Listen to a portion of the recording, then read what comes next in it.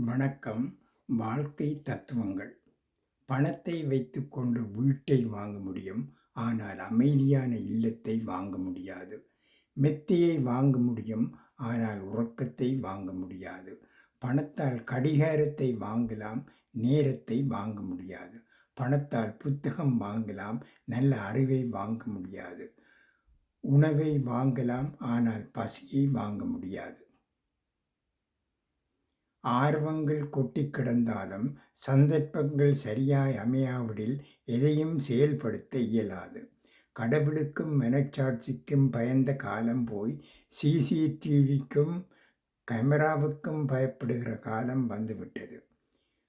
பணக்காரன் ஏழை வீட்டுக்குச் சென்றால் உபசரிப்பு நன்றாக இருக்கும். ஏழை பணக்காரன் வீட்டுக்கு சென்றால் உபதேசம் நன்றாக இருக்கும். நன்றி, வணக்கம்.